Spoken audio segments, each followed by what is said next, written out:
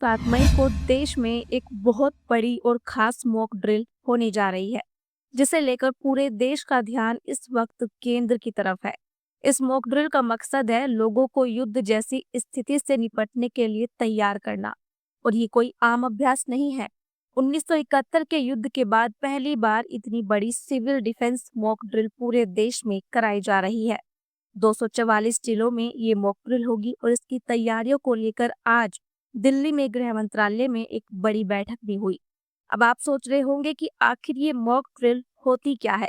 तो सीधा सा मतलब है कि अगर कभी युद्ध जैसी स्थिति बनती है, जैसे कि एयर स्ट्राइक, बमबारी या किसी भी तरह का हमला, तो आम लोग कैसे बचे, कहाँ जाए, क्या करे और क्या ना करे, ये सब इसमें सिखाया जाएगा। बैठक में गृह सचिव गोविंद मोहन ने खुद राज्यों के मुख्य सचिवों और अधिकारियों से बात की।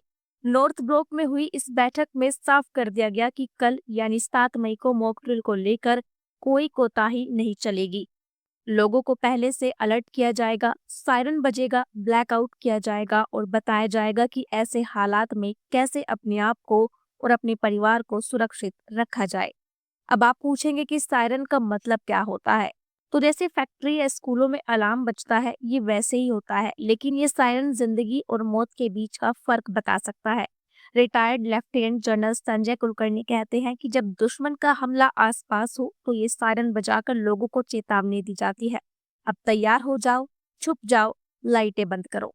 ब्लैकआउट का मतलब क्या होता है? ब्लैकआउट यानी चारों तरफ अंधेरा कर दिया जाता है, घरों की लाइटें बंद हो जाती हैं, खिड़कियों पर काले कागज या कार्बन पेपर चिपका दिया जाता है ताकि कोई रोशनी बाहर न जाए और दुश्मन ऊपर से देखकर कुछ भी टारगेट ना कर सके। अब सवाल उठता है कि छुपे कहाँ?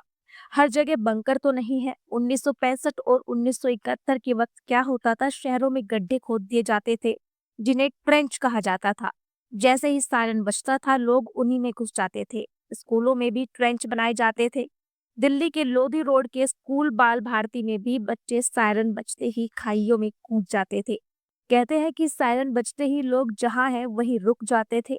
घरों में पर्दे डाल दिए जाते थे, बीड़ी की लो तक छुपा दी जाती थी। लगता था कि कहीं ऊपर से बम न गिर जाए।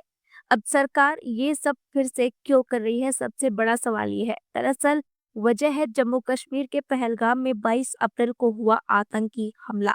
इसके बाद से भारत ने पाकिस्तान को लेकर अपनी रणनीति सख्त कर दी है। प्रधानमंत्री नरेंद्र मोदी ने तीनों सेना प्रमुखों से अलग अलग मुलाकात की और बताया कि आने वाले वक्त में कोई भी फैसला हो सकता है। इसीलिए मॉक ड्रिल से पहले देश को तैयार किया जा रहा है। कल यानी 7 मई को जब सायरन बजे, लाइटें बंद हो और लोग एक पल के लिए डर जाए, तो समझ जाइए कि ये एक रिहर्सल चल रहा है, ताकि कल को कोई असली खतरा सामने आ जाए तो हम सिर्फ डरे नहीं बल्कि तैयार रहे। क्योंकि जंग अब सिर्फ बॉर्डर तक सीमित नहीं रहेगी, अब तो हर गली, हर मोहल्ले को उसकी आवाज सुनाई दे सकती है।